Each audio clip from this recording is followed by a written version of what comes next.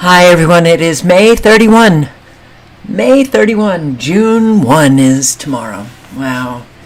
Okay, this year has gone pretty fast. It's going to get a whole lot faster as we are consumed with all of this wonderful news each day. Yay, yay. How are you? How are you all? Alicia DeMoss and Sandra and Analog and Donna and Andrew and Michael D. Moore. Hello.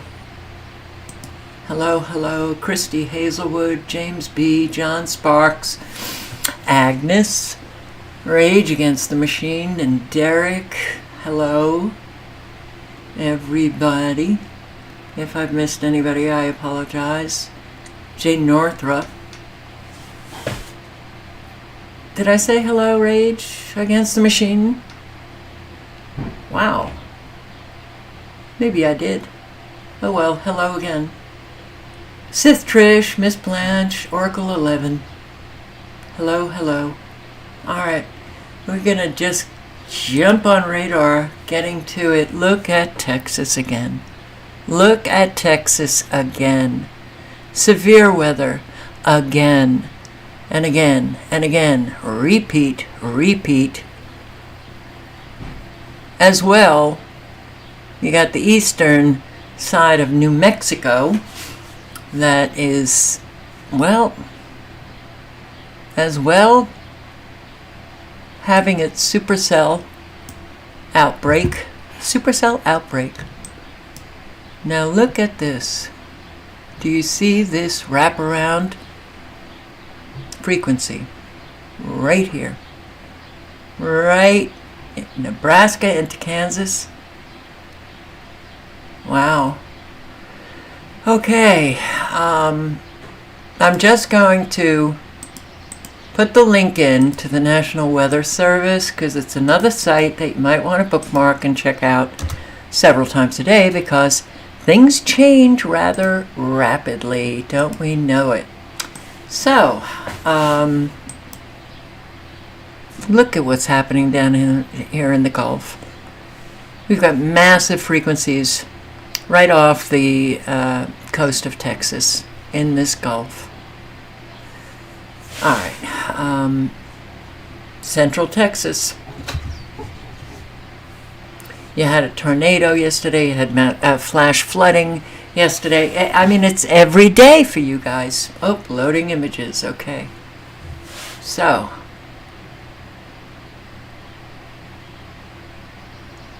yeah, you have more supercells with the loading of the images, so they've activated more for you.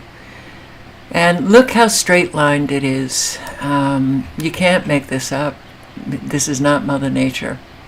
Frequencies, as you can see, they're hitting this with the extremely low frequencies, and they use extremely low frequencies because they're really good at modifying, intensifying, directing storms.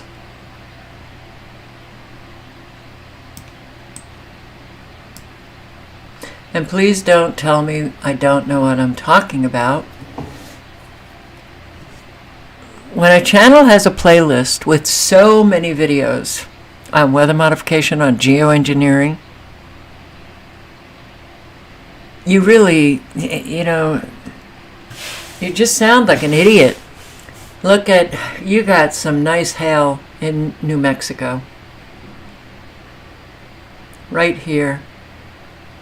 I'm not entirely sure where this is, but this hail is coming down in this supercell. Let's just take a quick look on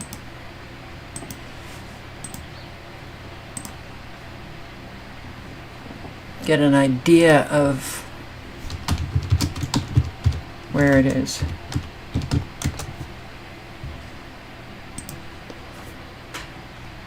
Well, Portales, or let's see. This obviously is not the perfect way of doing this, but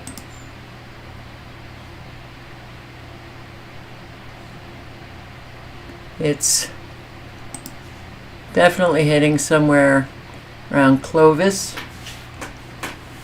Portales, and be very careful. Be very careful. You know, what they are doing, this is war. This is war. And it's important to try to protect yourself against the weather bombs that are hitting all over. So let me shore up this. Get that ready. But let's go to weather. Shall we? Numerous high water rescues conducted in North Texas due to flooding. This was just yesterday. From the air, you can see Dallas Fire Rescue bringing Williams to safety after Thursday's storms put Moss Soccer Park underwater. Williams works for the city's building services department. He was making repairs to a public restroom here and got stuck in his truck. This isn't the first time that this area has looked, well, like a lake. White Rock Creek is right over there, and Dallas Fire Rescue says when we get a lot of heavy rain. Northwest Dallas, a viewer sent this. Dallas PD pulling a driver out of their truck when it got submerged on the road. Over in Fort Worth, 6 calls for downed power lines, according to its fire department, one landing on the roof of this church, catching it on fire. Thankfully, no one was hurt. On I-35E, traffic in the northbound lanes slowed down quite a bit during the afternoon commute when water ponded up near the median.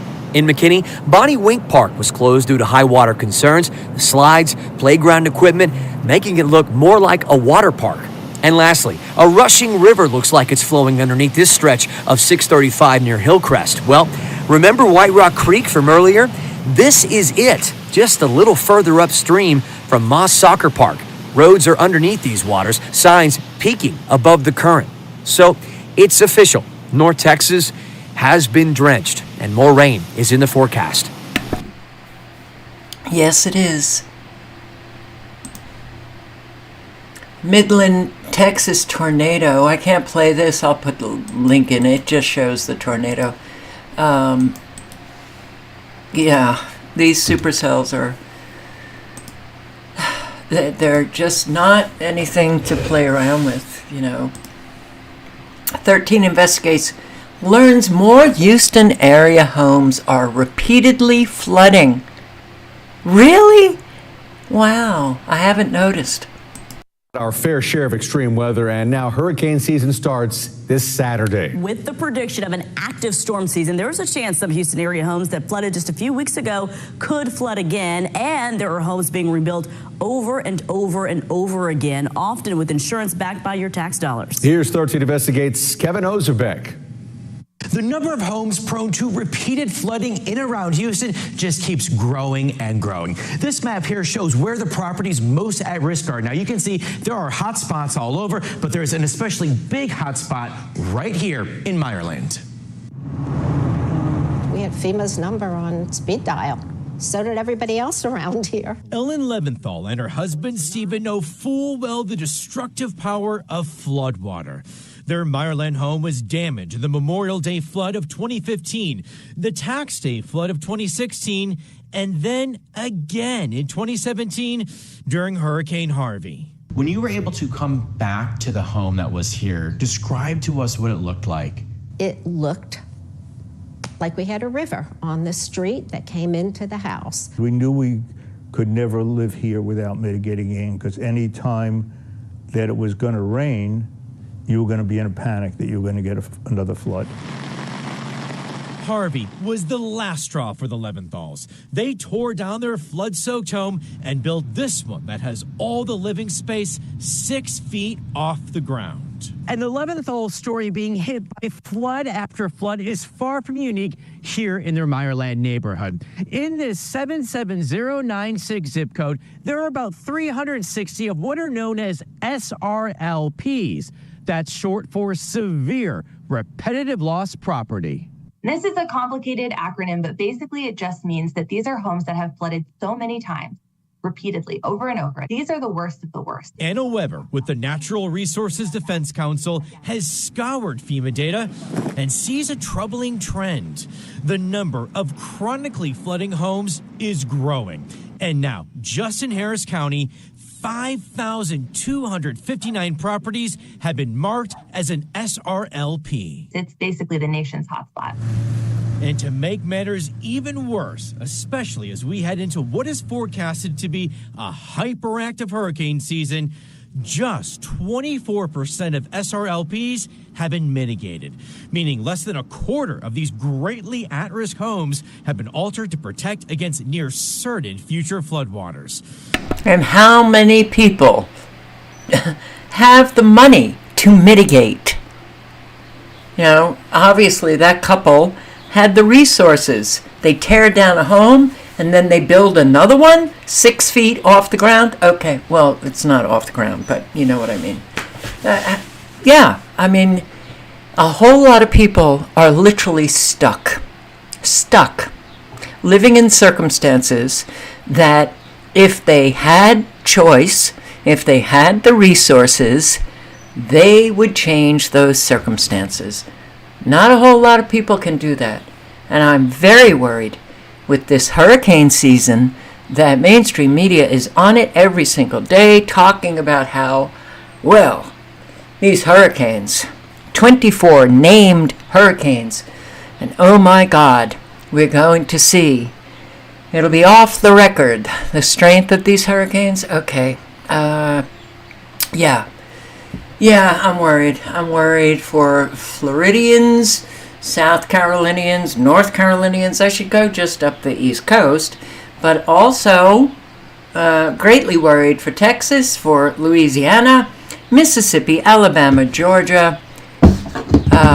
Things are not going to be good. I kind of feel it in my bones, but I hope my bones are wrong. Maybe it's just arthritis and pain that I'm feeling. Okay, fine. I'll admit when I'm wrong, but I am just really worried.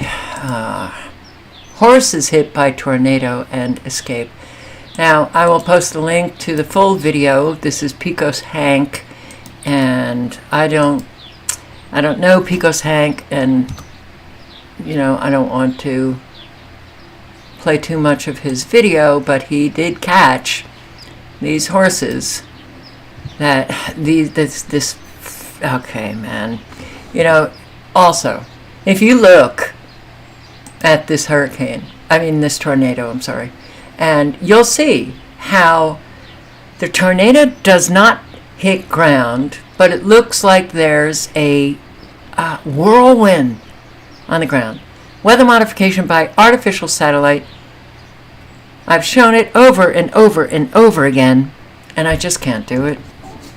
But yes, weather modification by artificial satellite using electromagnetic frequencies. They can create whirlwinds because they can push around air masses with those frequencies. They can make one air mass fast, another one slow, put them in the same direction, push them in the same direction, or opposite directions, and they can create whirlwinds, they can create tornadoes, and they can weaken tornadoes or intensify the tornadoes. It gets very frustrating living what we're living when you have so many adults that just, well, you're just a conspiracy theorist. Yeah, okay. Yeah. Go sit in the corner with your dunce cap. It's coming right for us. Debris kicking up.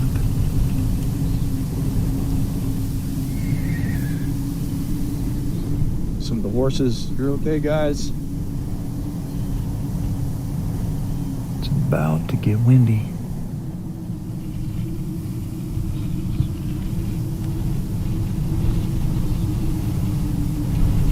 Okay, we gotta be really careful because another one might surprise us.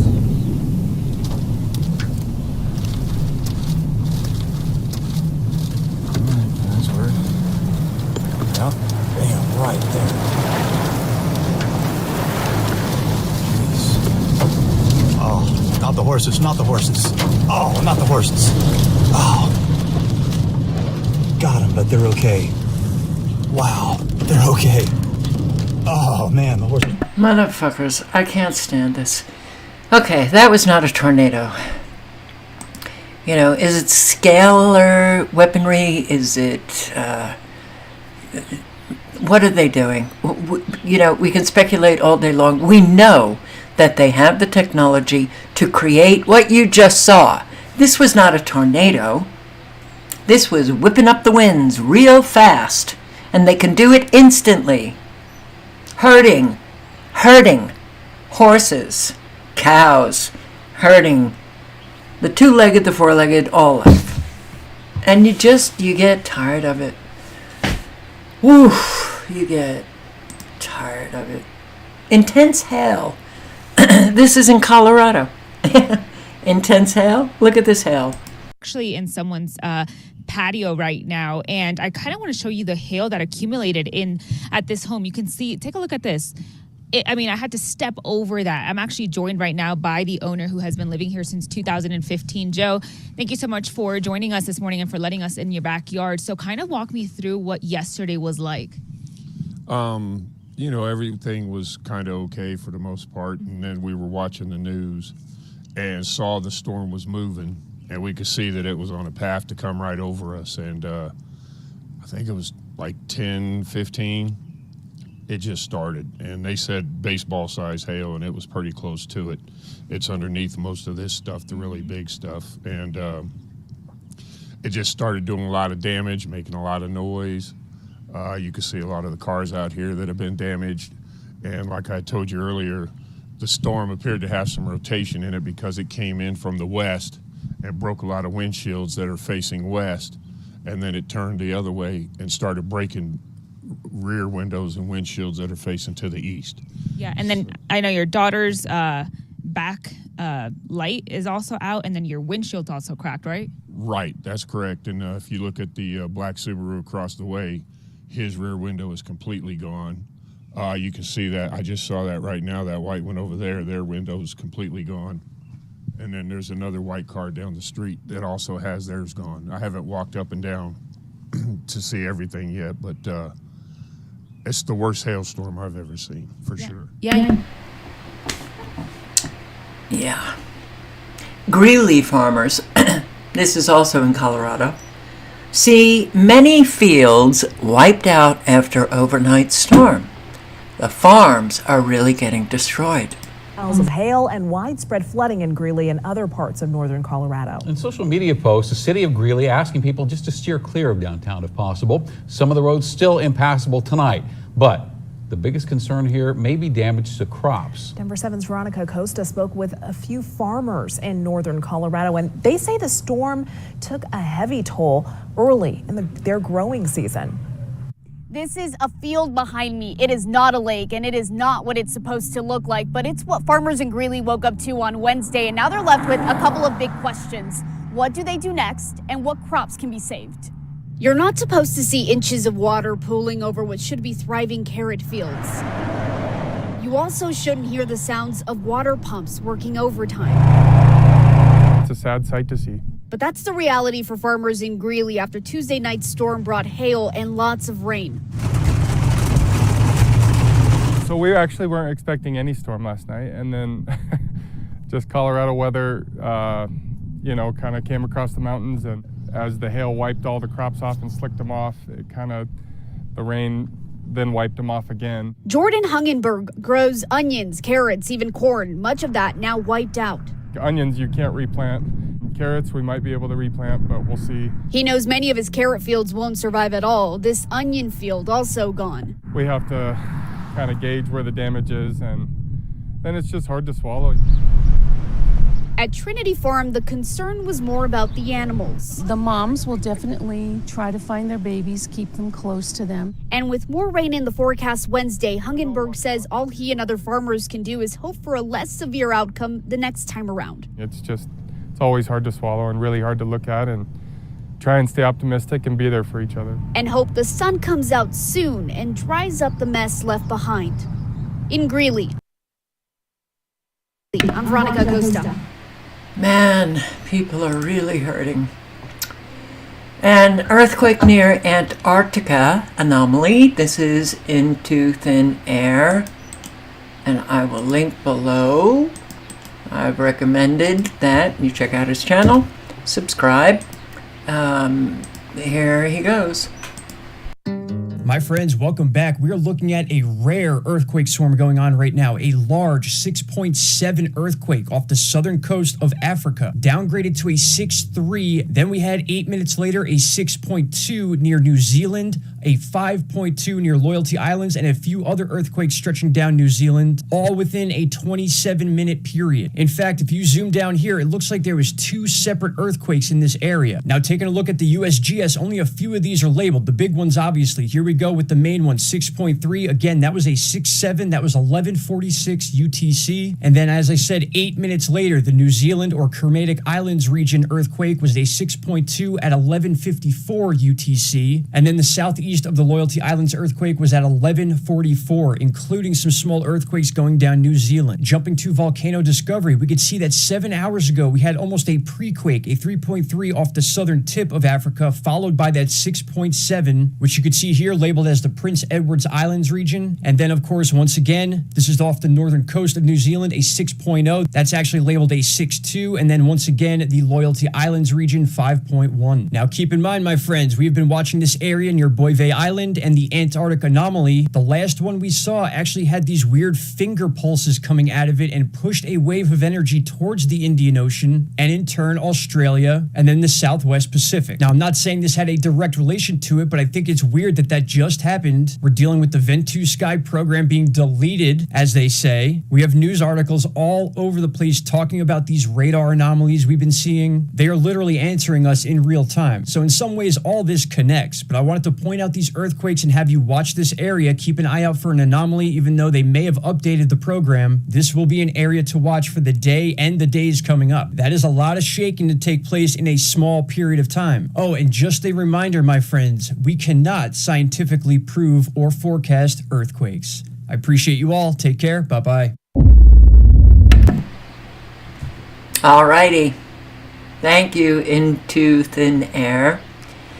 And signatures of earthquakes that are caused by HAARP or HAARP-like facilities or extremely low frequencies.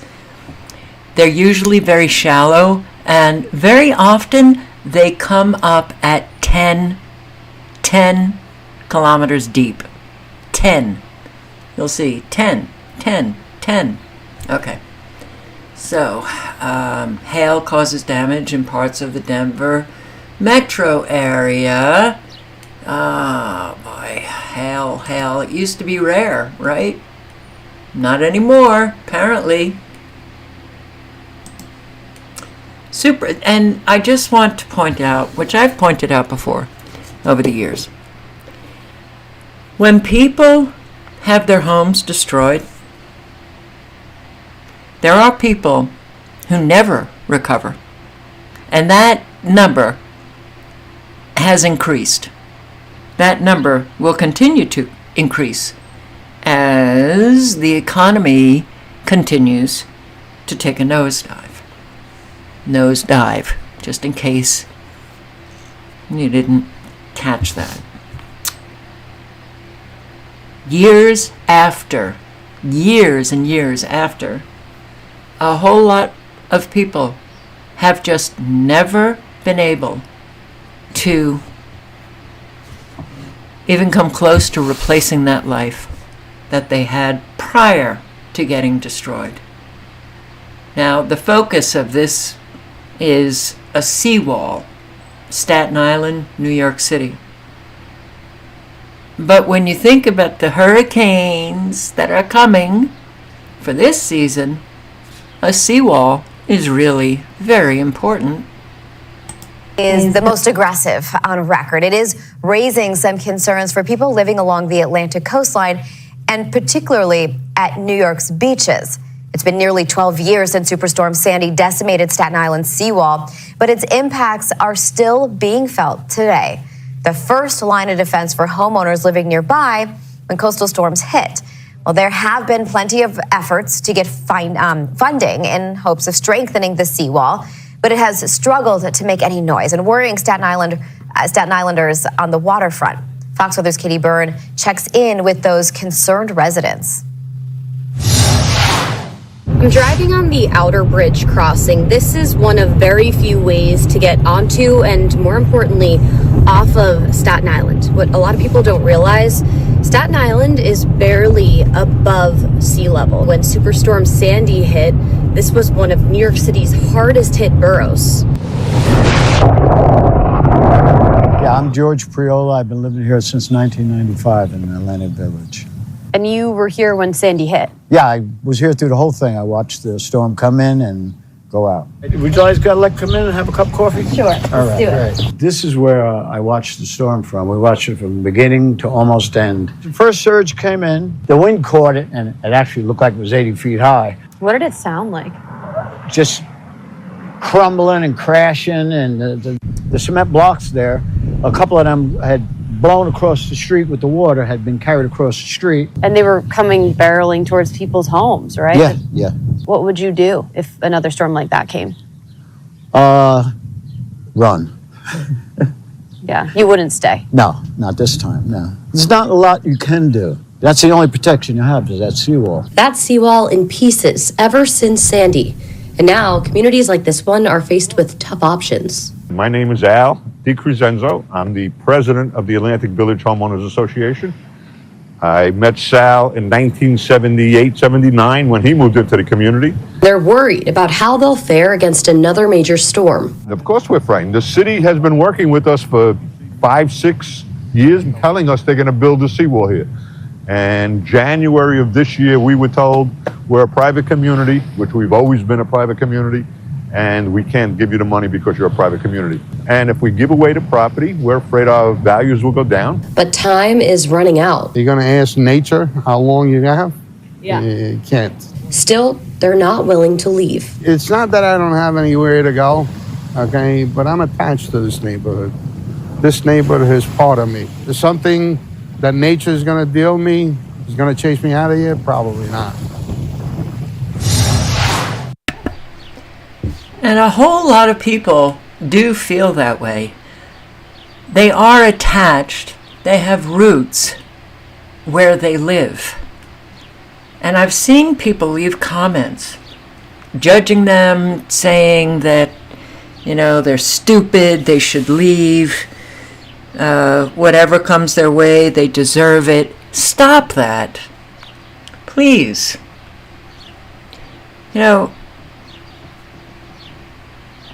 And where is safe now? We don't have safe anymore. And you'd think up in New York City, a borough of New York City, Staten Island, they're worried about hurricanes. Oh, yeah, they are, especially since Hurricane Sandy. And what is this? This is the data from 2023. 2.5 million Americans displaced by weather disasters in 2023, and you can listen to that broadcast if you want. It's the Weather Channel, so yeah, what are they going to be talking about? United Nations climate change refers to long-term shifts in temperatures and weather patterns. Oh my God. How do you break through all of the disinformation and misinformation coming from government, coming from organizations funded by government, coming from organizations that have an agenda? Footage from inside Youngstown building during explosion. Now, I thought, is this another explosion in Youngstown? Well, it's not. This was the bank explosion, but this is the building. I thought it was just a bank. I didn't know that it was an apartment building. And if I'm wrong about this, you let me know, but I think that's what it is. This is, the 2.5 million displaced from weather. Only weather.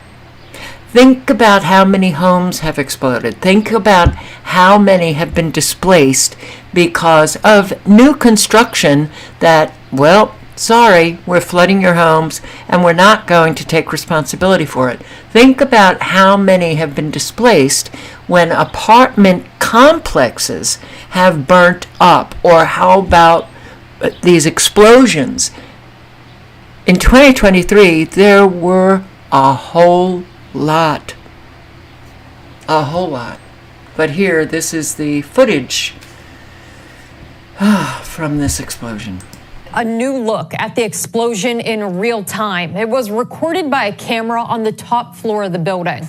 First News anchor Stan Boney shares the impact from that moment of impact. He's live downtown with that story. Well, there is very little video from any surveillance cameras of the actual explosion itself, but tonight we have for the first time some of that video. It comes from the surveillance cameras just outside the 12th floor apartment of Deanna Rossi. The camera is pointed right at the elevator, and it clearly shows the explosion taking place. You will see people leaving their apartments, and one of those people, a woman and her baby, take us through what they had to deal with on Tuesday. The first of 4 video clips is at 2:41 on Tuesday afternoon, 3 minutes before the explosion in the Realty building. With the fire alarm blaring, Asia Simmons and her 10-month-old son Amir take the steps to the back of the building. Like, I don't really see anybody evacuating. I don't really smell any smoke. I don't see any fire. So I was kind of like, well, maybe this is like a false alarm. Proceed to the nearest exit and leave the building. At 2:42, 1 minute after Asia leaves, Deanna Rossi's son, Vito Colella, exits through a different flight of stairs. Another 2 minutes pass. At 2:44, the explosion occurs. A fire has been reported in the building. Please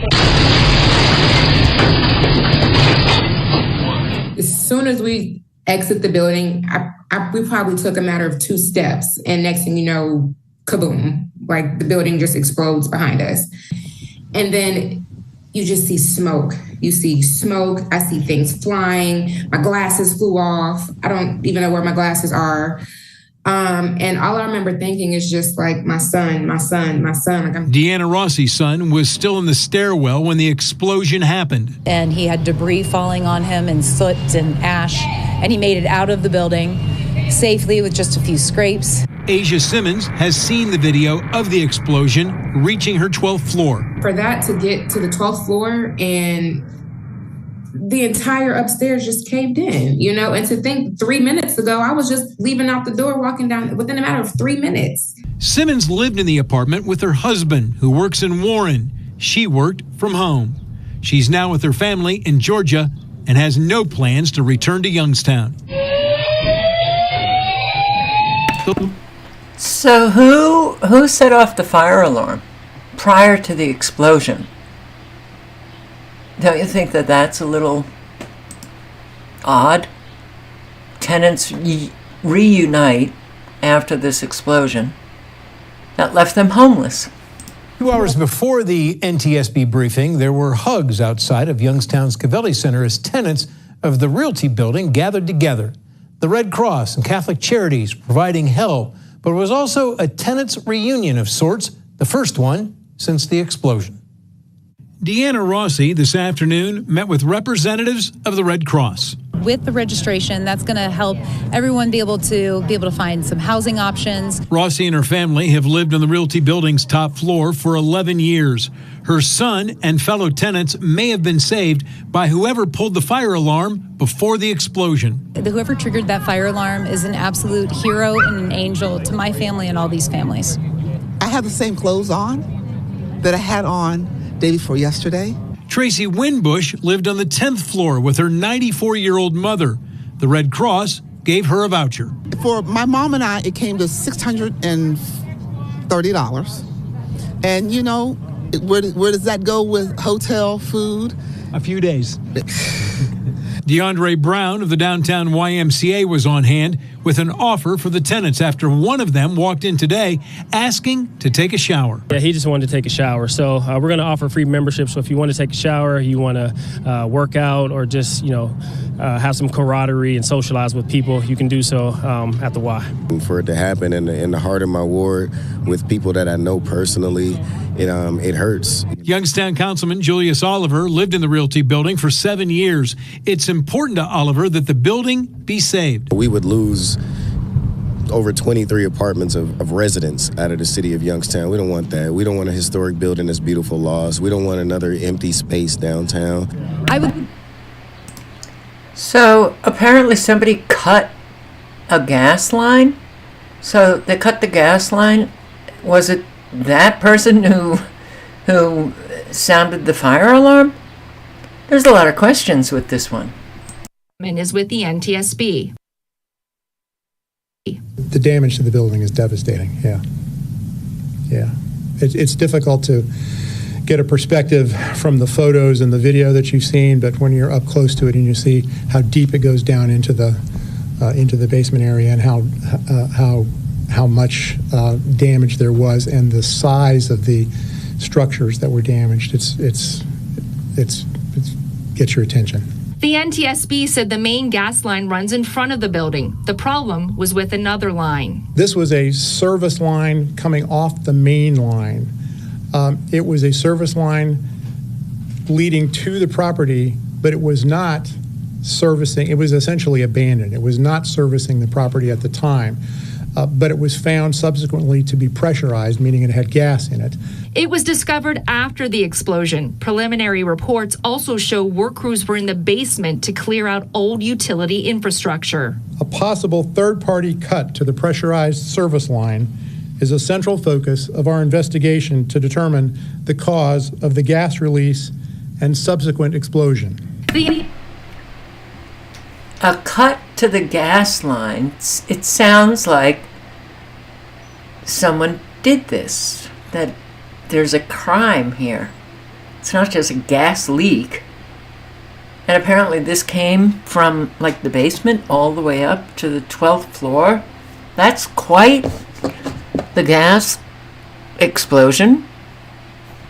I don't know. There's a lot of questions. But here, this in Florida, an apartment complex goes up in flames.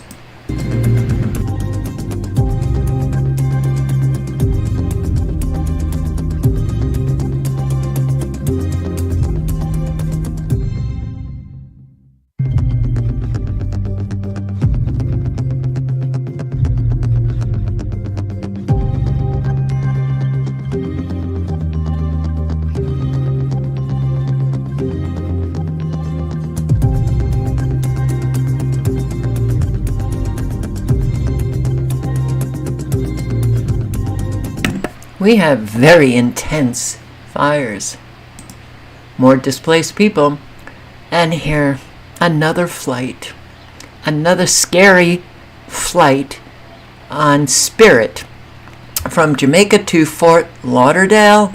Oh boy, it's like, hey, getting on a plane, you might be in for quite the joyride. Check for the aircraft, just make sure everything's okay.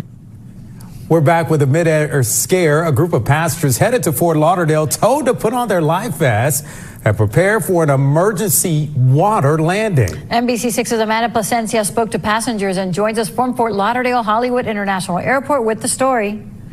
Passengers on board a Spirit Airlines flight from Montego Bay, Jamaica to Fort Lauderdale say that it was a harrowing, near-death experience.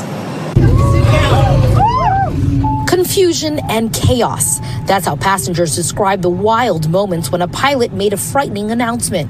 He basically told us exactly that we needed to make a emergency water landing. And at that point, fear ran through my bones. Everyone on the plane panicked.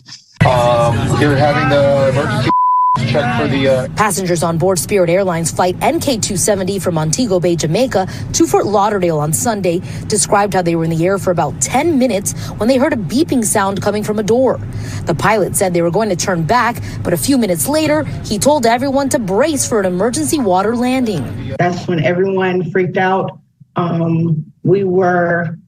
It was just chaotic. Everyone started grabbing their emergency vests under their seats. We saw the flight attendants running back and forth on the plane. Shancy Faison was on board the flight with her husband during the frantic moments. She says her life jacket wouldn't open at first, so her husband gave her his. We made eye contact for, a few seconds, like, this is not happening. But at that moment, we realized he was not going to have a vest once we hit the water. That's what was the most traumatizing. And she wasn't the only one who had issues with her life vest. When I looked out of the window, all I saw was blue. So I'm thinking, this is real. We're about to go in the ocean. Like, I'm saying my prayers to die at this point. Seriously. Because it was that traumatizing. I thought that I was not going to make it. The Airbus plane eventually landed safely on the tarmac back in Montego Bay. Passengers were given vouchers, but some say that's not enough. That's not really suitable in my eyes from what we went through. Spirit Airlines addressed the issue with a statement which read in part, Spirit Airlines Flight 270 returned to Montego Bay on May 26 out of an abundance of caution following a suspected mechanical issue. The plane landed safely at MBJ and taxied to the terminal where guests deplaned under normal procedures. Safety is our top priority and the aircraft will be thoroughly evaluated by our maintenance team. Spirit Airlines says that they arranged a new plane for passengers to complete the flight to FLL, but many say they are just still traumatized. Reporting from Fort Lauderdale. Life has become kind of traumatizing, hasn't it? All right. I will link below if you want to watch this video, but the 12 most toxic fruits and vegetables, according to the Environmental Working Group. And if you don't know, the Environmental Working Group, independent, they go around testing the water, they test foods, they're notable, respectable, and the 12 foods, this is why I have a hard time. It's green beans, and blueberries, fabulous, blueberries, cherries, and bell and hot peppers, apples, and nectarines, pears, peaches, grapes, kale, collards, mustard, spinach, strawberries. Okie dokie. I absolutely love blueberries. I did love spinach. And there's peaches. I don't go near it anymore. And it's not just the pesticides, it's also the genetically modified fruits and vegetables.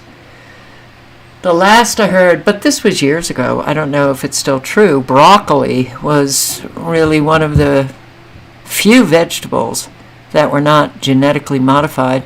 Anyone know if that is true anymore? So,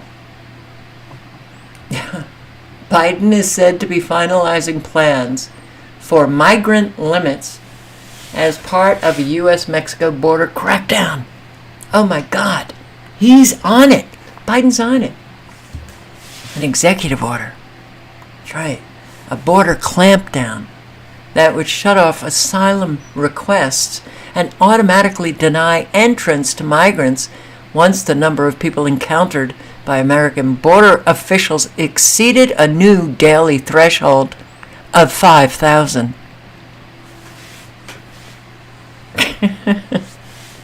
Oh, yeah. Expected to sign an executive order. And that means we have a king, a dictator.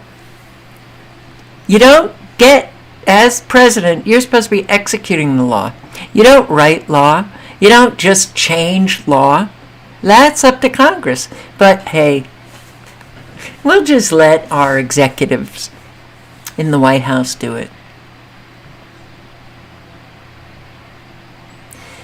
I look down at the ground.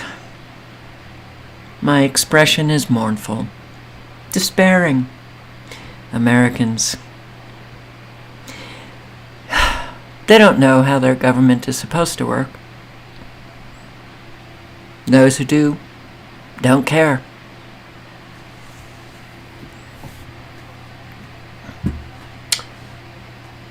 So, Biden administration plans, oh, wait a second. He plans now to also resettle some migrants in Greece and Italy. So I'm sure those in Greece and Italy are going to love the United States. We learned that the Biden administration is planning to refer some migrants in Latin America for resettlement in Greece and Italy. Yeah, it's part of the White House's effort to discourage migrants from crossing the U.S.-Mexico border. Now, this initiative would involve both countries welcoming migrants who are processed at the immigration centers in 4 Latin American countries. The offices were created last year as part of an effort to screen asylum seekers who hope to reach the U.S. CBS News immigration and politics reporter Camilo Montoya Galvez broke this story. He's in San Antonio, Texas with more. So what more can you tell us about this initiative and how it's expected to work? Hi, Lindsay and Lana. That's right. The Biden administration, as we speak, is currently preparing to refer some migrants in the Latin America region to be resettled in both Italy and Greece as part of this broader effort that you mentioned to deter illegal crossings along the U.S.-Mexico border. So taxpayers, you'll be flying these migrants to Greece or Italy. Any of you want to just get on the plane? And I wouldn't mind being in Greece. Okay. This is not what is supposed to be happening. And obviously, the obviousness of the deliberateness of this migrant open border, the migrants crossing, it couldn't be more obvious. Oh my God. I don't know what to say anymore. You know,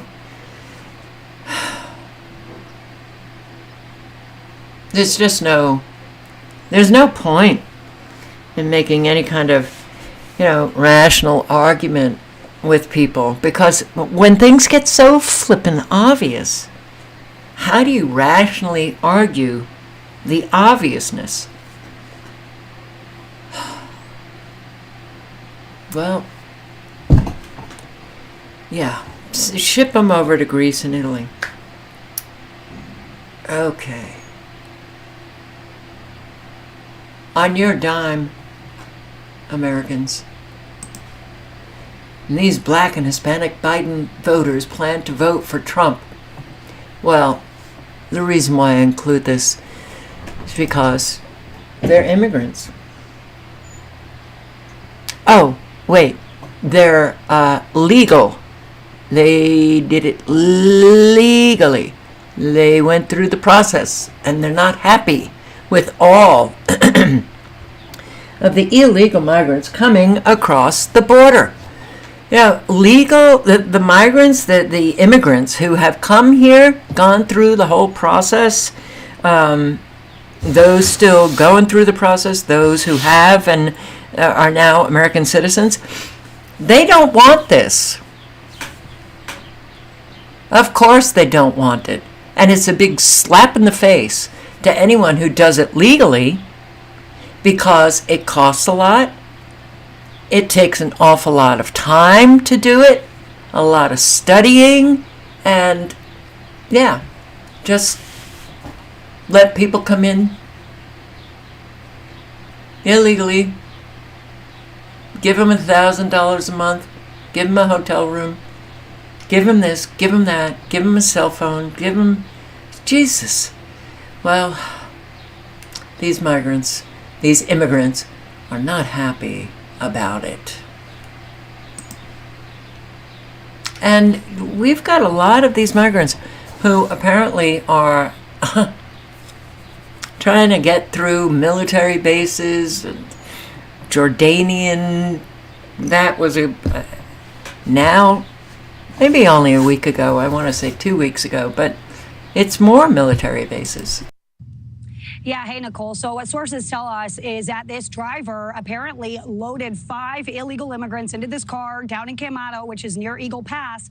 And then when Texas DPS troopers tried to stop that vehicle, they didn't. They kept going, leading troopers on a chase, which eventually made it to the gates of Laughlin Air Force Base in Del Rio, which is about an hour away. Now, sources confirm that that vehicle breached the base's entrance, navigating through various areas within the military installation. It eventually broke through a barricade and veered towards the airfield. Laughlin Air Force Base police then joined in the pursuit as that vehicle traveled along railroad tracks and then through a fence into a residential area on base, where it eventually came to a stop because of heavy front-end damage. Now, what we're told here is that the occupants bailed on foot, and I just checked in with my sources, and also Lieutenant Oliveira is with Texas DPS, Nicole. No updates on if those individuals were found. We know 3 of them are outstanding. They believe 1 of them is the driver, and this is the second time in 8 days that that military base has been breached. And the other situation, Quantico, was also breached recently. So, of course, that brings up the questions of national security and really how this is happening. Nicole. Yeah, absolutely. So Allie, all of this, of course, happening while the governor of Texas is in Eagle Pass. Tell us why he is there today. Yeah, so we're standing right now. You see FOB Eagle behind us. That is Forward Operating Base Eagle Pass. So this is part of the governor's Operation Lone Star. And it's all happening right now under Governor Abbott, as we mentioned. And he just took off, just left. But the 80-acre property along the Rio Grande, it's a short distance from Shelby Park. You know that area where they seize that, they close that off.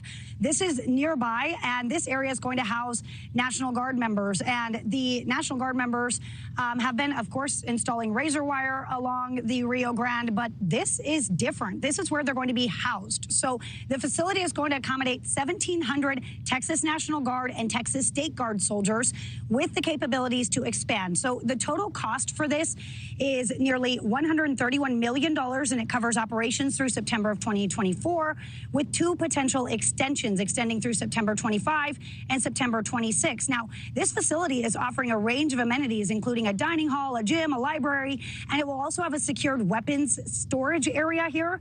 The governor says despite numbers being down, if they back off, the cartel is just going to come surging back. You know, all right, Eagle Pass, Eagle Pass, Eagle Pass. How about the numerous other border points, the crossing points in Texas? Why is this only in Eagle Pass? And there's a lot of these detention centers down there. I have to wonder if they're creating, bringing down an awful lot of National Guard, which is no longer under the command of the state governors. They have been co-opted. They have been usurped by the Army, by the Coast Guard, by the Pentagon, okay, Department of Defense. So he takes his orders from the Pentagon. So is this also just to train an awful lot of these illegal migrants that happen to be military-aged men coming across the border? I wonder. So, immigrants supporting Trump shocks MSNBC. I'm just going to play this for a few minutes. Jimmy Dore. I'll post the link. You can watch the full video, but let's watch a few minutes together. He tweeted out, MSNBC interviewed immigrants and minorities at the Bronx Trump rally. Oh, you know who else did? Do dissidents. Russell was there. I wanted to cover that, but because I'm so fucking tired, I forgot. When you talk to him, it did not go as planned for MSNBC. Did you see this, Kurt? No, I did not.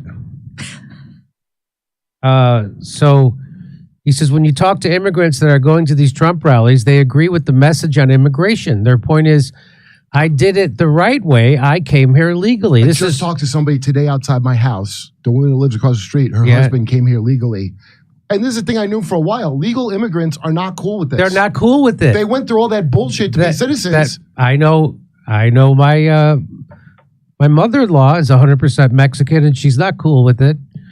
The mainstream media is apoplectic that their messaging is backfiring and only creating more Trump supporters. I missed the sentiment. Well, let's just play it. Here we go. Donald Trump taking his MAGA message to a blue stronghold, a majority-minority district right here in New York City, and demonizing immigrants as he aims to appeal to Black and Hispanic voters.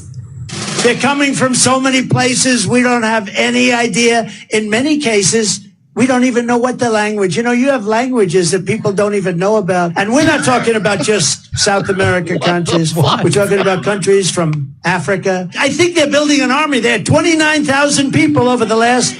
I think they want to get us from within. They cannot stay. We will immediately begin the largest criminal deportation operation in our country's history.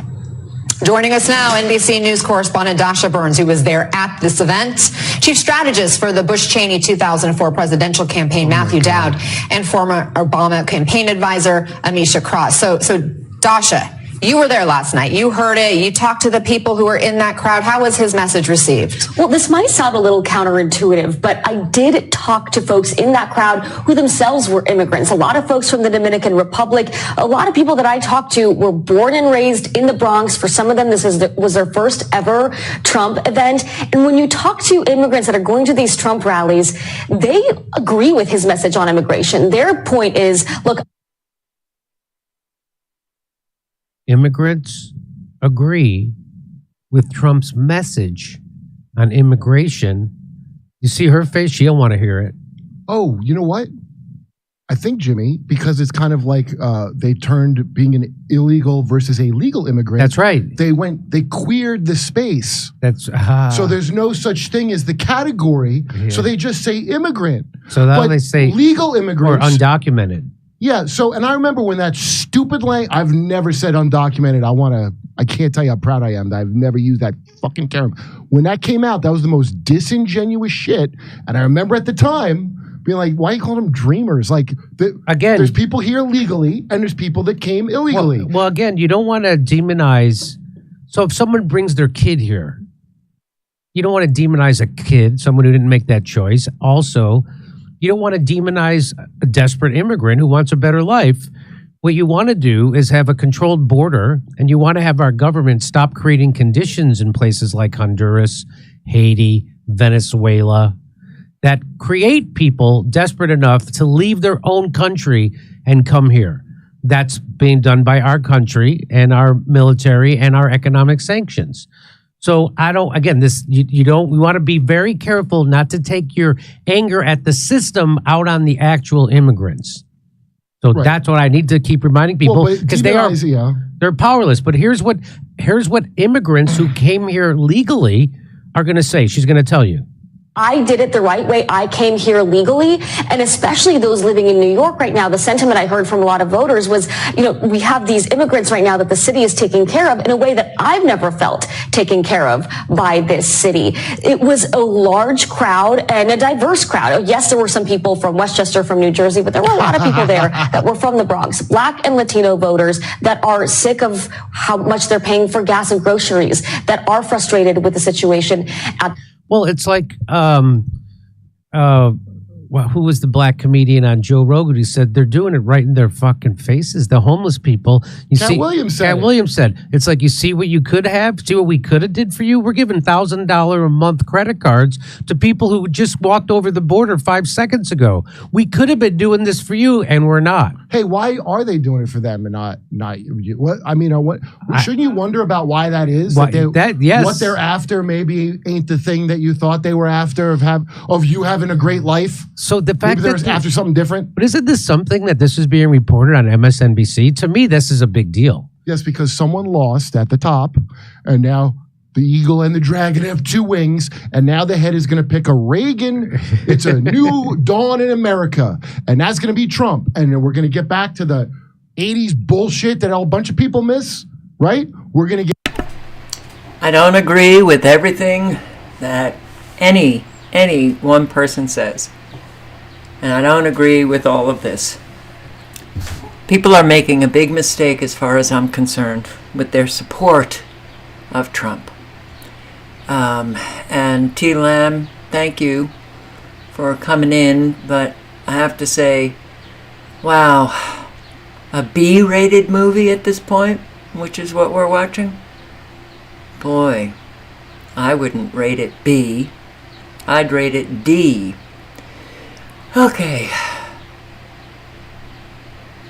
Yeah, it's, but it was an interesting, talk that he has. Trump, in 24 hours, raised $39 million. Raised $39 million, 24 hours, after his guilty verdict. Now, he has raised so much money even prior to that guilty verdict. Why can't we raise millions of dollars to help those in need? Huh? You give to a billionaire multiple times over who is part of the swamp. You just believe what he says, and you don't watch what he does. And Jimmy Dore, I'd like you to do a little bit more study on Trump with his wars, with how many innocent people he caught. He caught with those drone strikes and killed. Oh, he topped Trump. I mean, he topped Obama. As Obama topped Bush with the drone strikes. Something very wrong. And yeah, it's easy to find out. It's really easy to find out. It's not hard. If people would just put in a little bit of effort to get out of this matrix. Somehow, sometime. Southern Californians on edge after more hidden cameras are found. Remember? Was it last night's live stream or 2 nights ago? Said check around your property because there's an awful lot of people who are finding hidden cameras. People who put them there, hide them, but they're watching you. So, yeah, do a check of your property. Another hidden camera pointed at a home, this time in Garden Grove, and now many homeowners are on edge. Yeah, this comes after similar discoveries in neighborhoods across Southern California. NBC4's Amber Frias joins us now from Chino Hills with the story. Amber. Good afternoon. The cameras have been found under leaves, grass, in a bush, and even in a hole here at this Chino Hills neighborhood. You could still see where the ground was dug up to hide the camera. A wave of hidden cameras being discovered in people's yards has left several Southern California neighborhoods on edge. The latest incident happening in Garden Grove. And you could tell that the hoodlums who did this had ill intent. and they're just took a camera, put tape around it so they could stick it somewhere so they could basically spy on people. Police say this camera was found last Thursday in the bushes of a home near Magnolia Street and Lamson Avenue, aimed to capture multiple homes. They also say it was camouflaged. The one we found was kind of painted, kind of a greenish, like a camouflage green color. There was some camouflage duct tape on it. There were some leaves kind of glued to it. But who put it there and how long it's been there remains unknown. It could happen to anybody. We just got to be aware. I mean, people do weird things, stupid things just to get ahead, everybody. That's not stupid things. That's very concerning things. That is not stupid people doing things to get ahead. We've got Americans who, and a whole lot of illegal migrants as well, that are doing things that are very threatening to those who are innocent. And very, oh God, stealing whatever I can. A good book. Look no further than Kate Schneider's front yard. So we've got a lot of good books in here right now. From novels to kids' books, her little Wheat Ridge library is always stocked. Because I really like to keep it fresh with some good stuff. But last week, Kate's collection suddenly disappeared. I was a little shocked. There was absolutely nothing in there. I just restocked it. I would say between all the kids' books and the adults' books, there was about 50 books in there. I was disappointed because it's not like what they did was illegal. I mean, I put these books out for free, but it definitely really goes against the spirit of take a book, leave a book, sharing for the community. And Kate is not alone. Video shows a woman helping herself to Lacey Allaire's little free library in Westminster last week before Lacey comes outside to call her out. I mean, I don't have an endless supply of books to put in there. So, if you want them, why don't you put them out here? Oh, I definitely want people to read them. But if you want them, why do you put them out? If I want them, what? I mean, if you don't want people to have them, why do you put I them just out? don't think someone needs to take them all. Kate isn't sure if the same person cleared out her library, but says she's sad to hear this is happening. I guess I'm a little naive. I had no clue that this was something people did.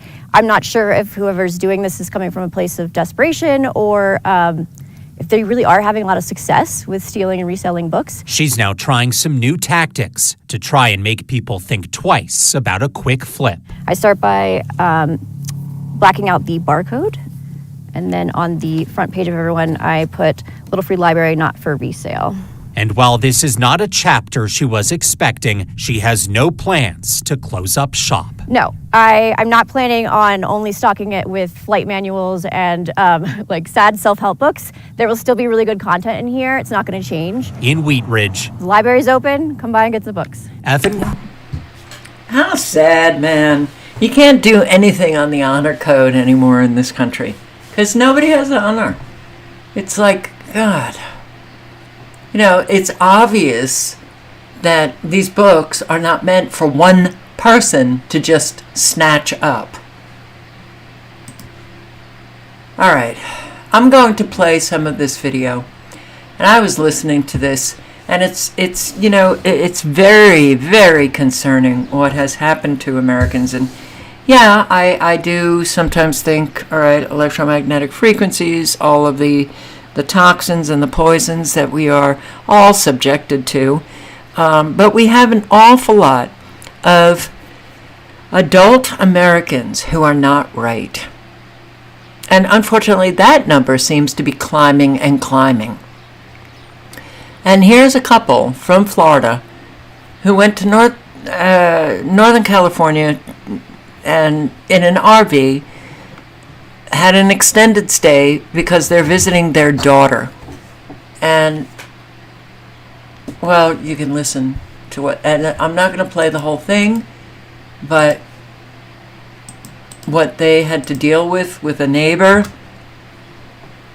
with, I've experienced this, a whole lot of people have experienced this, and you can't get Americans to behave in a way that doesn't hurt other Americans. And it's really unfortunate. It is one of the reasons why I end every live stream with bring your best self, clear up your issues, so you're not flinging them around and making a nightmare, creating a nightmare for other people to live. And so as time went on, things started to deteriorate. We noticed that the son's behavior was a bit erratic. He was arguing with his parents a lot, and the arguments were louder and louder. And it, as Donna said, most of the time we weren't there. So during the evening is when we started noticing that the door slamming, the arguments, the yelling, and late at night. We tried our best to, just stay out of everyone's, the other people's business, and we tried our best to just make things work. Right, even to the point where the son would go out at 2 o'clock in the morning and he would start the engine of his truck. Now, these spaces were close together. Yeah. So his truck was right outside our bedroom window and only about 10 feet away. So the engine starting and running, it didn't bother me. I'm used to white noise, and that didn't bother me. But this was just the start of a pattern of his behavior. Right. So I think that I think what he was doing was he was, up at night. Truck was running for heat and a place for him to sleep, and so you got to forgive him for that, right? They're campers, small and it's tight spaces, and I get it, right? And everything was.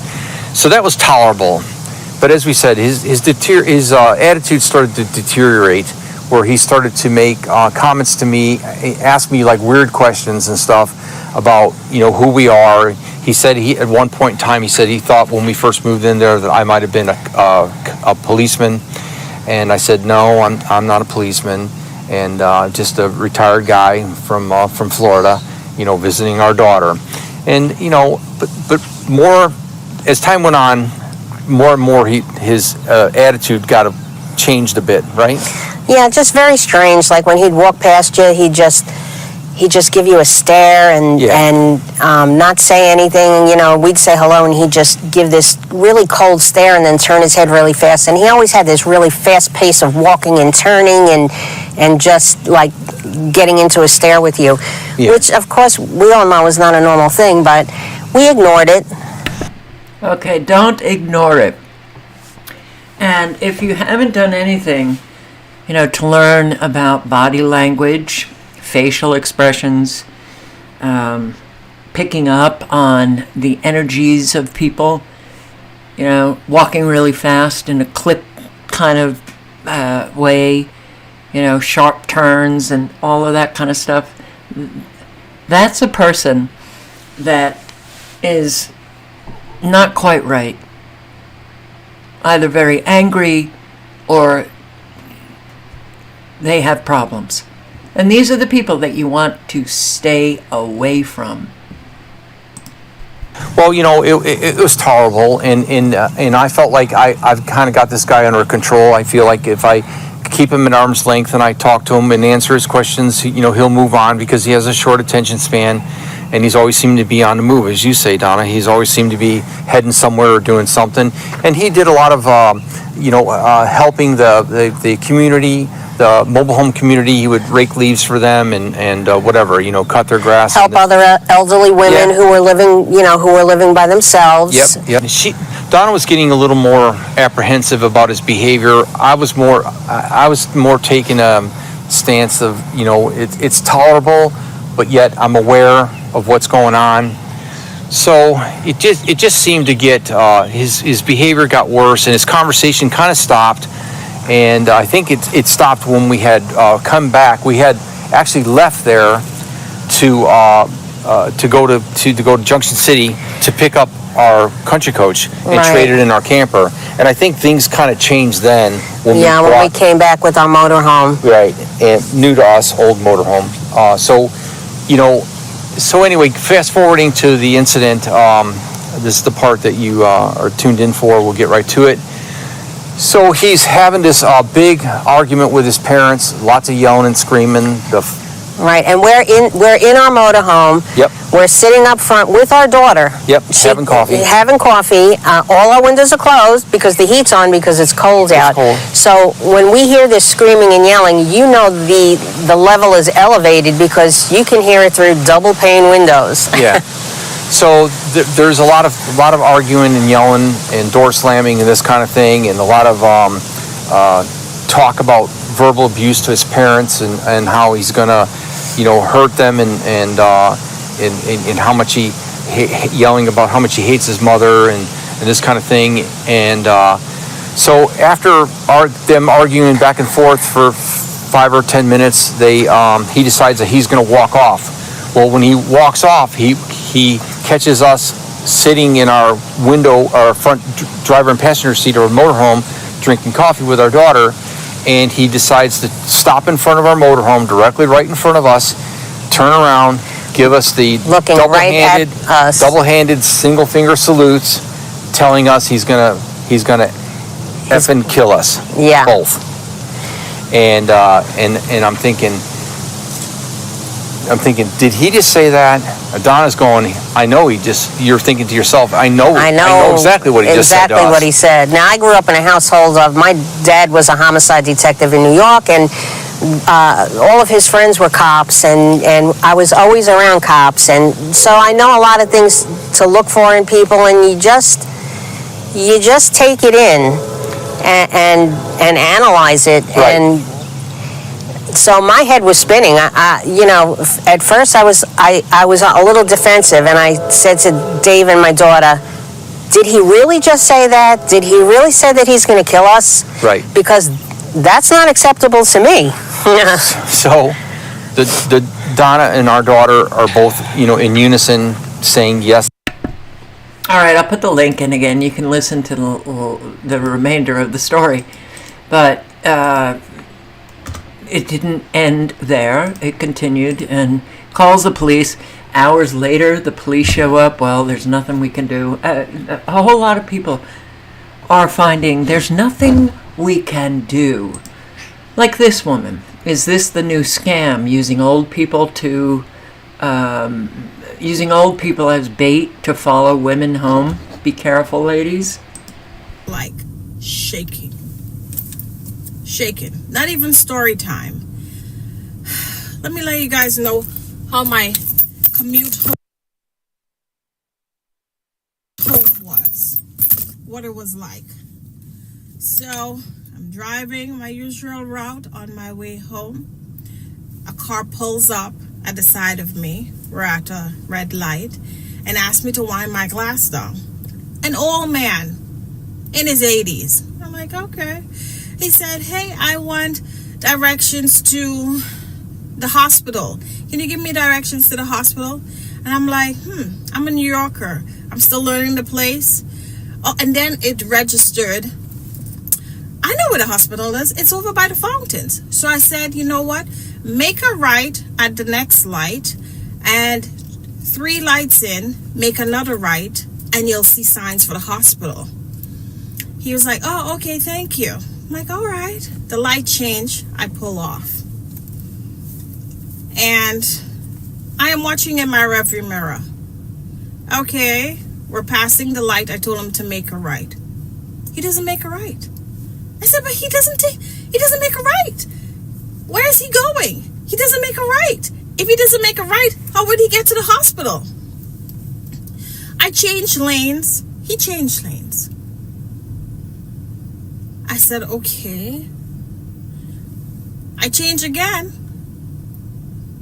He changed. I said, is this nigga following me? I'm going to say it how I said it. That's what I said, okay? That's what I said. I said, okay, I'm going to pull up into the CVS. I'm not going to go home and see what happens. So I drive fast and I pull into the CVS. And okay, one of the reasons why I include this is if you're alone, and well, I think women are more the prey than men are. But she was smart. She didn't go home. I have shown many videos where people either go to the bank or they're shopping and then they're followed home, and when they get into their driveway, then they're held up. But, alright, in this instance, this woman was alerted because somebody asked her for directions. So as she's driving away, she was looking in the rear view mirror. But I'm telling you, you've got to be aware. You have to be aware. So if you're pulling out of a shopping center or a bank,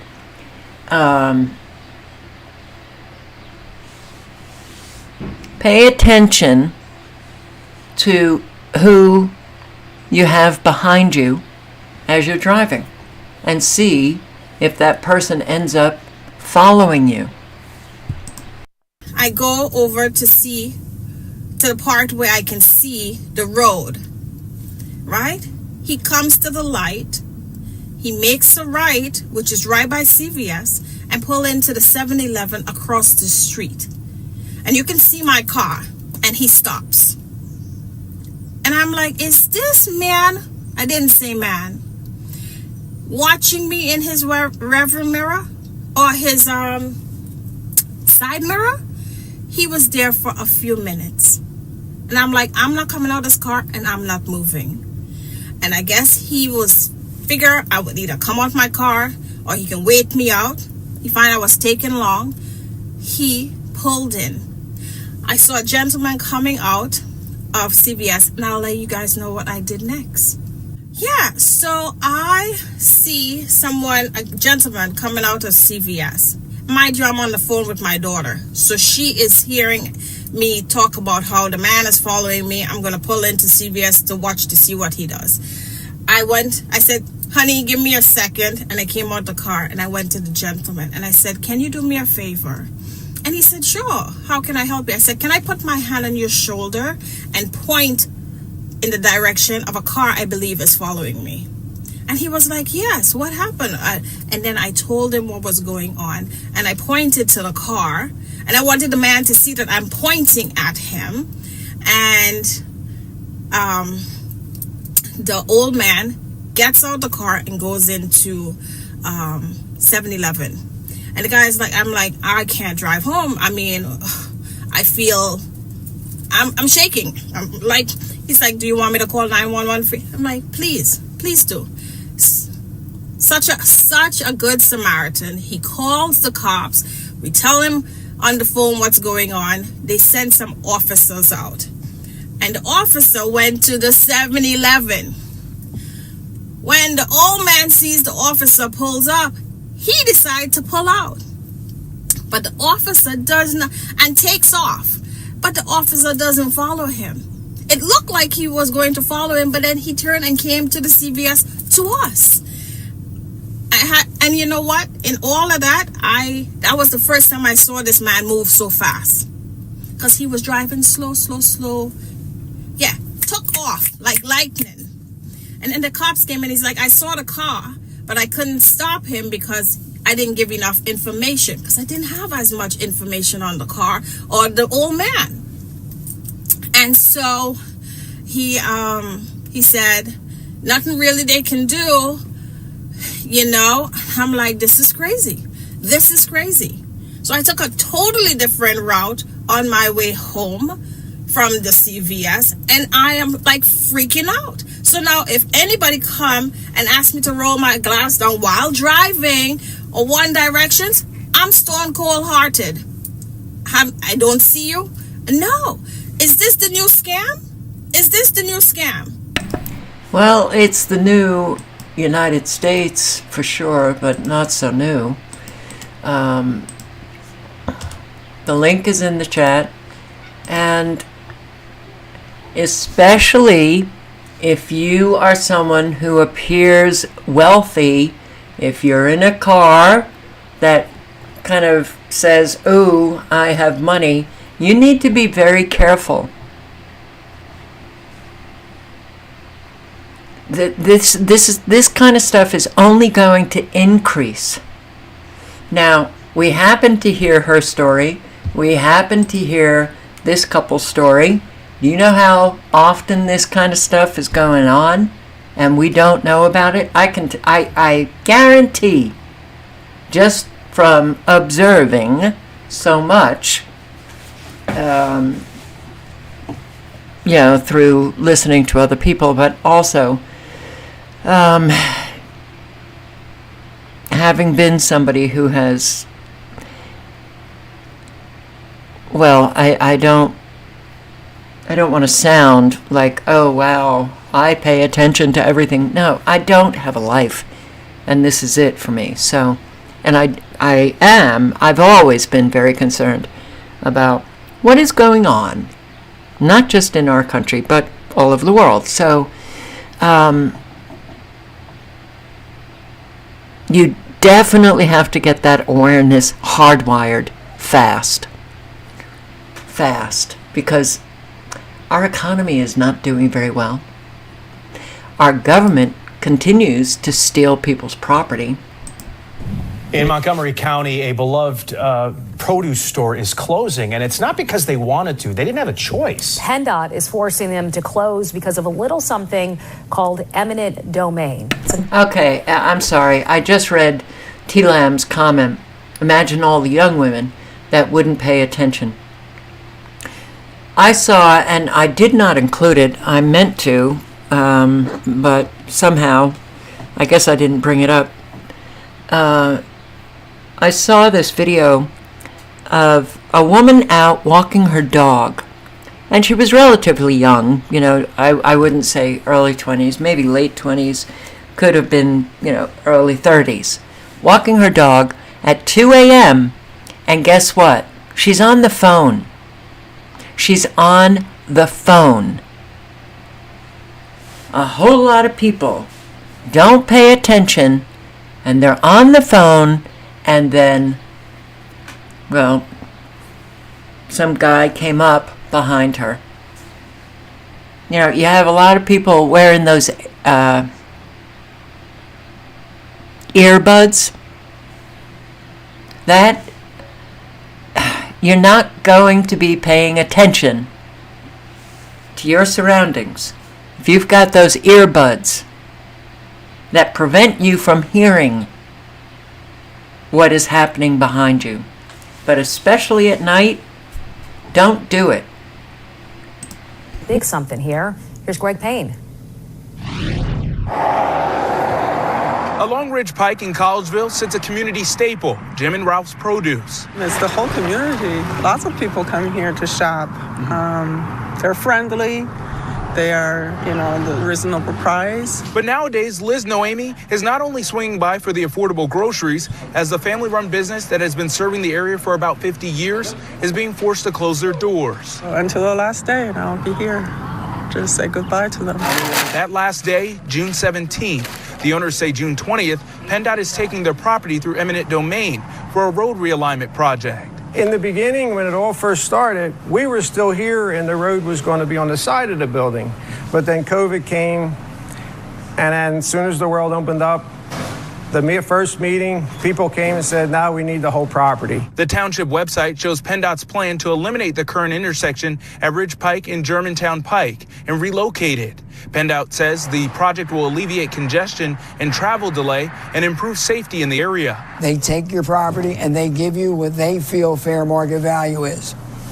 Whoever came up with that idea, it doesn't work. The two have been trying to find a place to relocate within their budget that can accommodate their needs, but it doesn't sound promising. You think about our customers. Where are they going to shop? Some of these customers, you know them better than you know your own family. Customers like Tina Katchmar, who comes in weekly to get her large orders of apples for her business, Divine Apples. I'm really sad. I'm a huge local business supporter. I love small businesses, so I don't know where I'm going to get them because I've always gotten them here. The same can be said for Dutch Cottage Tavern, who gets their produce from them. And it will impact us tremendously. So I'm now we're trying to figure out. I'd love to be able to find a place for them to go local. I think that's what we all have to rally about, sort of seeing what we can do so they can stay in business. Which the Robertos are just hoping for a miracle to continue being able to do what they love. I feel like I failed my family, the customers. I feel like I'm failed. I have all this and it's taken away and I have nothing left. No job, no income, no nothing. Reporting in Collegeville, I'm Greg Payne, Fox 29 News. Oh, man. County, a beloved... Man, come on. Eminent domain. We're government officials. We can take your property. We're going to come up with the price. Yeah. Market value. Yeah. You have no say. Get out of the way. Ah, boy. Yeah. Freedom. Deputies find dead 5-year-old during Silver City call-out. To how a 5-year-old near Silver City died. Her body found underneath her parents, who were barely responsive. Tonight, the Grant County Sheriff's Office has released how she died. Her parents have been arrested. And once again, CYFD knew about the conditions the children were living in. What's going on? Some of the people in the home right here that aren't responding. They're not responding? March 10th, near Silver City, a Grant County deputy runs to help a family. Parents sleeping on the floor and a 7-year-old boy are out of it. The one-bedroom home is a mess. Garbage, food, and clothes cover the floor. Let's go, get up. Yes, hurry up. Let's go, hurry up, get up. I'm going. You guys need to get out. What is it? We got a 10-7. Under the parents, deputies find a 5-year-old girl dead. Did y'all smoke dope? Huh? No. Fentanyl? What is it? No, it's not fentanyl. I got you, baby. Come on. An upset deputy tries to help the girl, while another deputy runs to help the boy who can't walk. How old is your sister?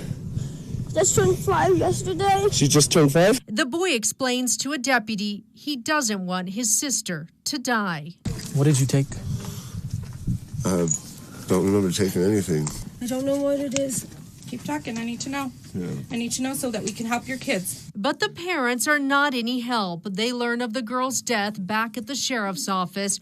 Her crying father, 39-year-old Matthew Bynum, doesn't want to talk. I've done a lot of drugs in my life, and I've never felt anything like I did last night. The mother, 34-year-old Music Adame, admits to smoking weed and meth, but not since noon the day before, the day they celebrated her daughter's 5th birthday at the park.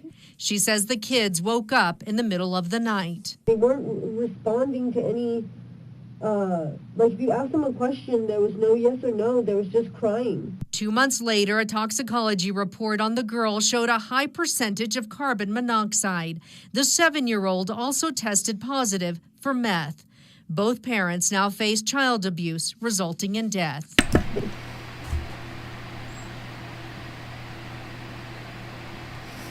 Wow, man.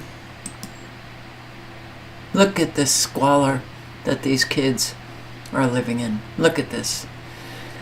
All right, we got a problem. Yeah, new human case of bird flu confirmed. Oh.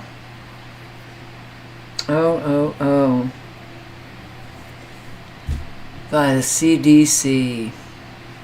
Oh, it's coming, guys. Don't you worry, it's coming. And here, ongoing all-day anti-World Health Organization protests in Tokyo. Still going on in Japan. That's actually Del Bigtree over in Switzerland. So this has been going on all day. I've been here all day. Still going on in Japan. That's actually Del Bigtree over in... That's a huge turnout, huh? Do we have anything like that happening in our country? Okay, that's for another day. So, here, laid off in the booming housing industry. Buyer beware. Just a few minutes, but I'll link below. He's talking about how he was just laid off. Wow. Okay. My last official day of work. The plant that I worked at is closed. And I wanted to talk about that, what I think it means. My industry was in the housing, windows and doors industry, residential windows and doors. We closed a plant in September of 2023. I was successfully able to get a job at another plant in the same company, and now we've closed that second plant. Our sales have dropped so substantially that they literally closed a successful plant that survived the 2008 recession, just to give you some insight. When I look on the news, we're told that the job market's strong, that the consumer's strong, while our sales continue to drop. I don't have all the data of what happened, but closing a business full of machinery, laying off people, giving severance packages, terminating leases prematurely, it's not cheap. I went to the gas station today and a pack of M&Ms was about $3.29. These are kid-size M&Ms. We're told that inflation is a symptom of a strong economy, and everyone's competing for a limited labor, a lot of competition for buying the same thing, especially when it comes to a house. I don't think that's the case. I think what's going to happen is that we believe that the economy's strong, that housing's strong, that all these industries are strong. To give you, let me backtrack a little bit. I was a carpenter in 2008, and the housing was already starting to kind of collapse before the economy collapsed. It's important to understand that. I remember people putting their homes for sale in 2008, and the economy tanked afterwards. I remember the Union Hall saying that we were going to have less building permits next year, and nobody seemed to flinch or care because work was strong at that time. You couldn't hire enough carpenters. Nobody wanted to do it. There was not enough people wanting to work construction. This, I think, is different. I think what's going to happen is that so many people have bought into the narrative that prices aren't coming down, things are going to stay high forever. Get yourself into an asset, whether it's a house or the S&P 500 or some kind of crypto Bitcoin thing.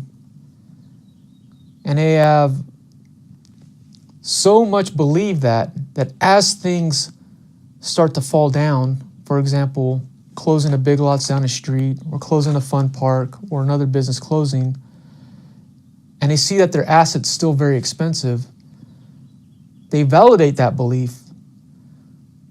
So your biggest economic sector, which I think is probably housing, at least in the United States, your biggest sector that drives a lot of jobs, whether it be furniture at IKEA or remodeling, or in my case, windows and doors, your biggest sector doesn't have people selling or buying.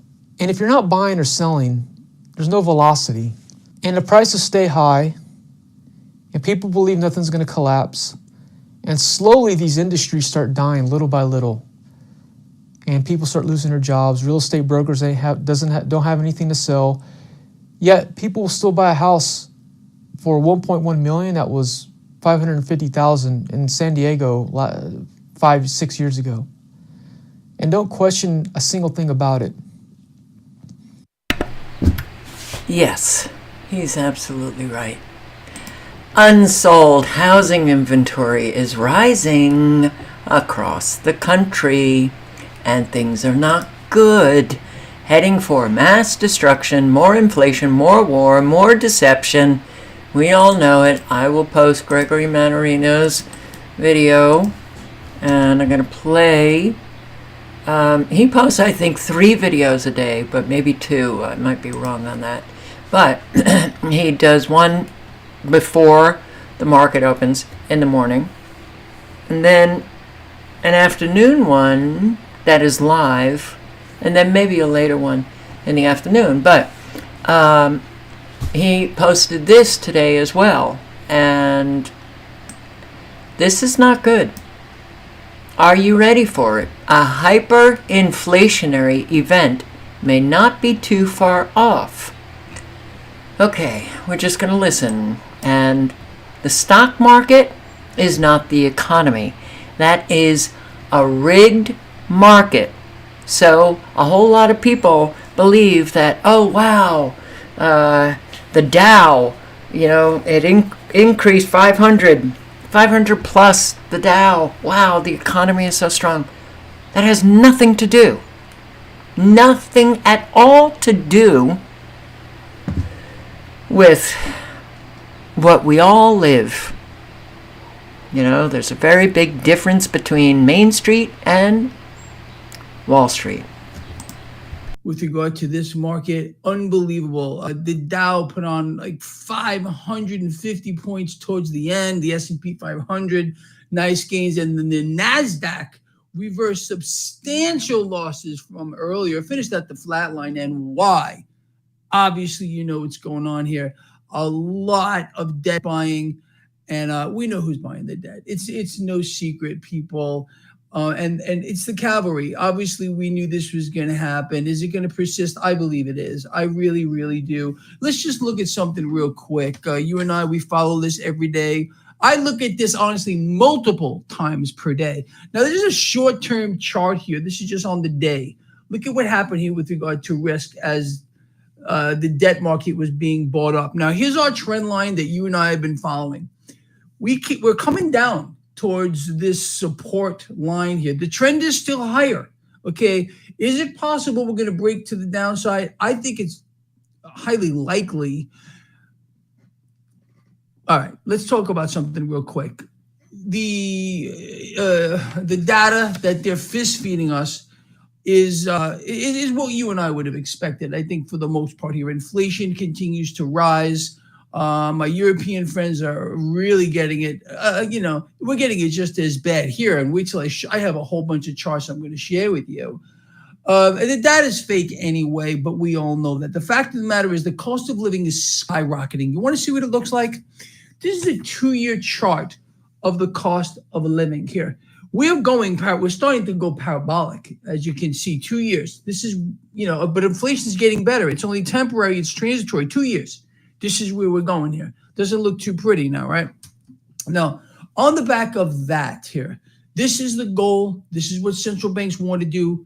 Inflate. That's their power. Period. The end. They're buying everything. They're buying more debt as well. Recently, we're just in a red zone. This is coming down. This could fall substantially. It could rise substantially. However, this is a selection cycle, a presidential selection cycle. And I believe the Fed is going to prop up this market. That's what they just do, period, at the freaking end. But with regard to rate cuts, okay, and how the Fed is going to prop this up, based on what we're seeing here, by their own numbers, inflation continues to rise. So we were lied to. It wasn't temporary. It wasn't transitory. There's no end in sight here. Inflation is going to get much more extreme. The cost of living is going to get much more extreme here, which is where we are now. Okay. Your cost of living, everything, you name it, it's going to cost more because why? The currencies of the world are under attack via their own central banks. They issue debt to the world. That's all they do. You and I, it's an incredible thing to think about. I was talking to my friend Paul. I don't know if you're out here, buddy, but that you realize that we work for the privilege to borrow that cash from whatever central bank is issuing it. You don't own it. It's theirs. You've never really been paid for anything. You haven't been given a piece of gold or silver, which is real money. You've been given units of debt. Federal Reserve notes, in these cases, a note, a unit of debt. So why are we paying tax on on debt, that we're not getting enriched by this. It's a kind of a crazy situation, but that's a fact here. And this is just not going to stop. With regard to inflation, we are seeing a particular set of dynamics in play that nobody is talking about. And why this setup is clear. It should be clear to you by the time you finish this video blog that we are on a pathway to hyperinflation. You could argue, someone could argue, most of you could argue already that we are in a hyperinflationary event right now. The dollar has lost 97% of its purchasing power since the Federal Reserve took over the monetary system, since we were forced to surrender to the will of central banks via our loving, caring politicians who are still doing the same thing. Calls for a weaker dollar, calls for suppressed rates. You know what I'm talking about here. This all empowers the central banks. It doesn't help you. How does a weaker dollar help you? It sure as hell helps the multinational corporations. You know that every single president who wants to be selected, think about what I'm going to tell you. They go to Wall Street first. They make all their promises about the big fat cats, the CEOs, how they're going to get tax cuts, how the dollar will be made weaker so when they trade overseas, they'll make more profit. But you and me, how does that help us, the regular people, by sucking the purchasing power out of the dollar? It doesn't. And that's why you're seeing this. Okay, this is just the last 2 years, but this chart here goes, all the way down here. Again, we've lost 97, 98% of the purchasing power of the dollar. They're going to get the rest of it. And every single politician, felon or not, is involved in this game here. I'm going to tell you something about this Trump issue here. He's going to be pardoned, just in case you were wondering. That's my belief. I think that the Biden creature is going to pardon him, but that's just my take on it. Make him look like the good guy. He's got this wrapped up anyway, in my opinion. Here, he's going to be reselected. The chances of Trump being selected here are almost zero at this particular time. At least in my view. It doesn't matter who they put behind there anyway. They could, like I always tell you, they could put a freaking farm animal behind the Resolute. This ain't helping you, ain't helping me. That's a fact. This isn't going to stop no matter who they put there. Neither is this. This is, again, so let's put this together. This is the cost of living, 2 years. This is the debt. This is public debt. As you can see, we have obviously gone absolutely parabolic. Now, you and I talk about the money velocity, or the rate at which cash moves through an economy. We understand a few things are going on here, and I want to show you this so you can get just a picture of it. This is U.S. GDP, which is in severe contraction. Army Mom, thank you. You're appreciated too. This is just since Q3 of last year to where we are now. Do you see what's happening here? But this is great. It's fantastic. Now, with regard to our last GDP reading that we just got yesterday here, again, strip out spending for the Ukraine war and the Israel war. This is negative, all right? Government spending now, what was it? 37% of GDP is government spending, for which war spending. So we are in a severe contraction. The economy is contracting at its fastest pace on record. So think about that. So we have debts and deficits hyperballooning. The cost of living absolutely going parabolic. We have, now this should make sense to you. All right, this should make sense to you what I'm saying. Please just pay attention to this. It's very, very simple. When you have, and I've talked about this a million times, an economy that is actually doing well, cash will move through the economy rapidly, okay? What we have, and what we've had for years, is a contracting or vastly slowing money velocity, the rate at which cash moves through the economy. You can't have the money velocity slowing in a booming economy situation. Now, I want to show you something. This is the money velocity here. We topped out with Clinton here. Started this downward spiral. Obama, Trump. Oh, wait, you thought the economy was strong under Trump? It wasn't. It was easy money being pumped into the market. He was distracting you. Look at the market. Rah, rah, rah. We did not have a strong economy. And this is proof of it right now here. Contracting, the money velocity slowing. Then, of course, scamdemic, where we came to a dead stop. Now, this should worry you. And I've been talking about this for 10 years. Again, that GDP in contraction, world economy in contraction. We've never seen anything like it. Cost of living skyrocketing here. Debt beyond belief. Debts and deficits beyond belief. Now, this increase in money velocity is not because the economy is doing any better. This is all of those extra bills that have been created by central banks, in this case, the Federal Reserve, now chasing a lesser amount of goods. Now, this can go absolutely insane. And I've been warning that this would happen for 10 years as well. You got to keep your eyes on this stuff because it's hidden in plain sight. This is not because the economy is picking up. We get admission after admission here that the economy is weak. U.S. inflation is still higher and consumer spending is weakens. We got a warning today. Another one. Let me see where this one is here. This is our lovely friend, Brian Moynihan, over at the Bank of America. He's concerned here, very concerned about what's happening because you see no loans, no deals, no deposits. The financial system only works for one reason, because people have confidence. They're being conned that it's going to function. It's not functioning right now. Again, this started a while back as our economy is free falling, as the cost of living is skyrocketing, as debts are ballooning here, as again, by their own numbers, severe contraction here. I mean, you can't make this stuff up. And then we got the greatest thing of them all is that money velocity issue of look, if money is not changing hands, that means that things are not selling and people are not buying because they don't have money. Okay. So, it is very scary when you think about all of the elderly who are on a limited income, all of the people who have been financially destroyed. And then you have people saying,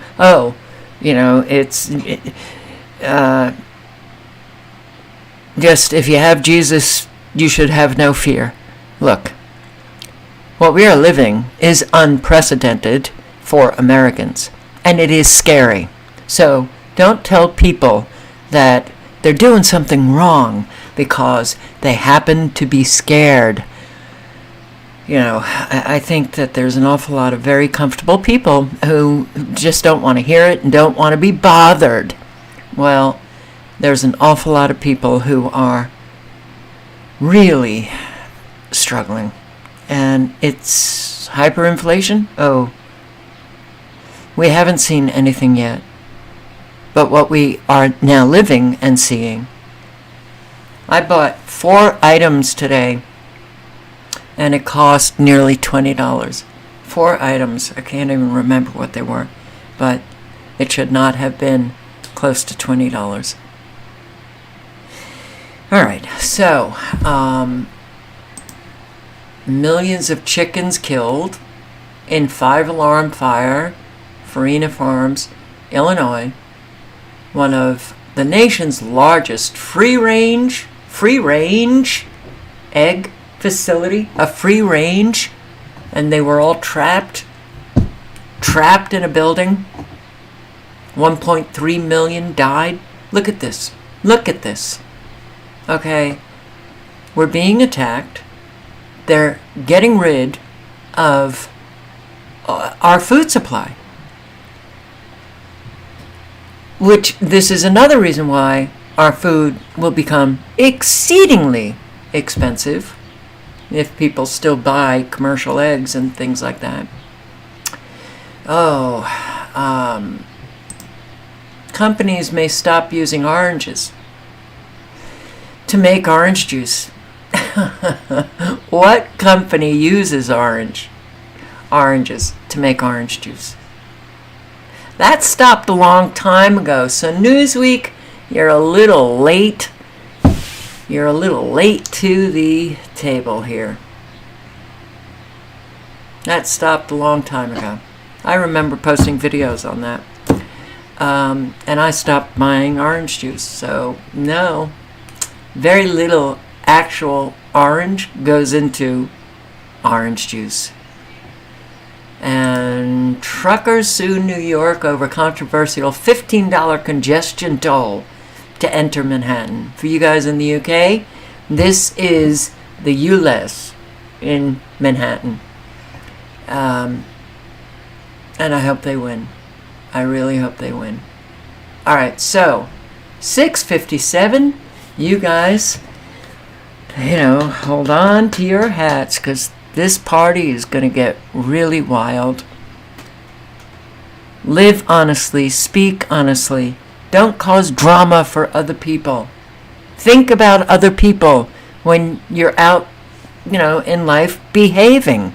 Think about how your behavior affects other people. Become a trustworthy human being. And we need to help people, please remember, those, which shit, I didn't. I don't know the stores around here. I don't know what they have. But I meant to look for the bins for pet food. In Georgia, there were bins, and I was putting in dog food and cat food. The food pantries are low. Everyone's hurting now. You can pick up a couple of extra cans of food or something for the local food pantry and drop it off. So yeah, we've got an awful lot of people who are displaced, who are losing their homes every day. If you're in those areas, please do what you can to help out. And on that note, thank you for showing up. I hope to see you tomorrow night. And thank you, T. Lamb, for being the sole moderator for this night's live. And I do hope to see you tomorrow night. And good night and good luck. Ciao, guys.